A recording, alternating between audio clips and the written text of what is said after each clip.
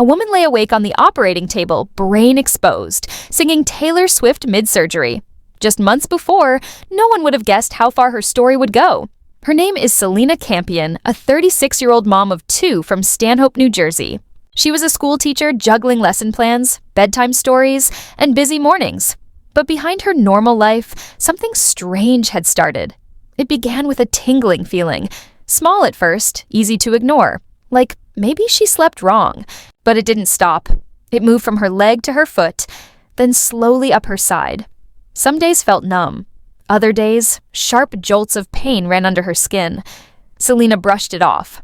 Life was busy, and weird little symptoms didn't slow her down. But soon, it got worse. Teaching became harder.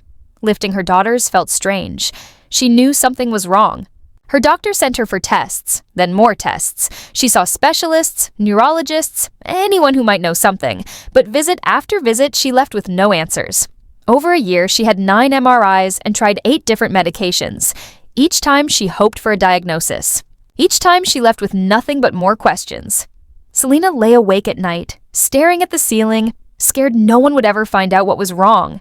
Her symptoms quietly got worse, but she kept pretending everything was fine around her kids. Friends and family told her it was probably nothing. But deep down, Selena knew something serious was happening. She needed real answers. Finally, her search led her to Hackensack Meridian Health, where she met Dr. Natish Patel.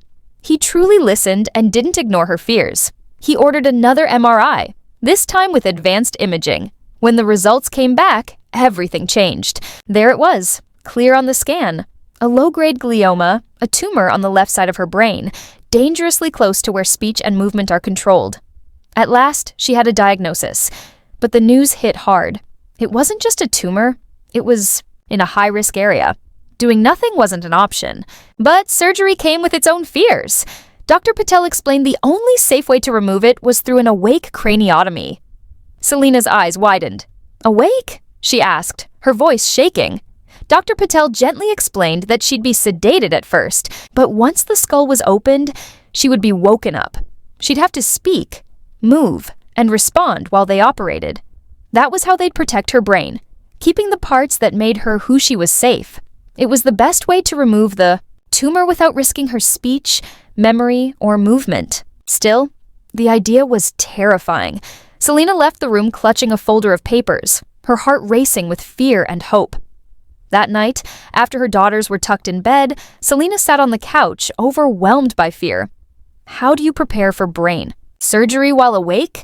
How do you even begin to explain that to your kids? The word tumor sat heavy in her chest, but it was the fear of the unknown that truly shook her. This wasn't just a surgery, it felt like the biggest fight of her life. The days before surgery blurred by. Doctor visits, forms to fill, out and quiet talks with family that carried more weight than words could show. But it was the night before when it all truly hit. Sitting on the edge of her bed, her hospital bag packed, the house silent, her thoughts raced. She pictured lying there awake, her brain exposed. What if something went wrong? What if she woke up and couldn't speak again? That's when her younger daughter Lily tiptoed in, holding her stuffed animal.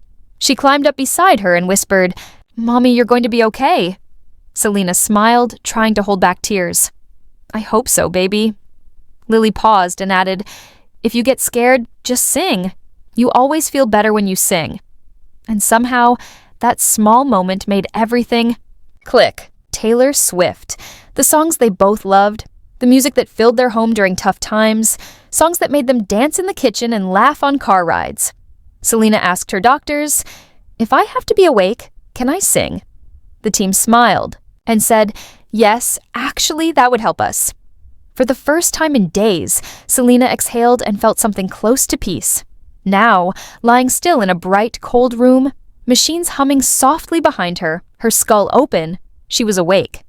A nurse leaned close and said, "Do you remember what you wanted to sing?" Selena nodded. Her voice trembled, barely a whisper at first.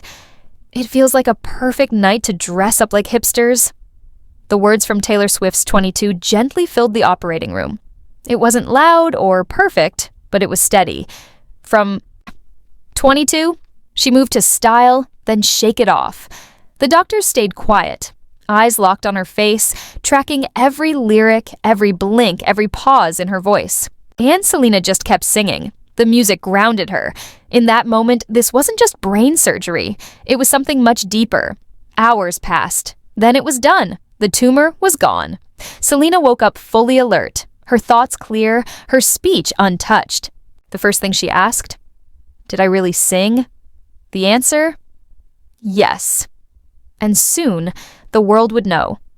A nurse's short video of Selena singing mid-surgery made its way online. Within days, it went viral. Headlines lit up. A mom sings Taylor Swift during brain surgery and saves her life. Swifties across the globe shared the clip, reacted to it, and cried over it. While Taylor Swift didn't comment publicly, sources close to her team said the video had reached her.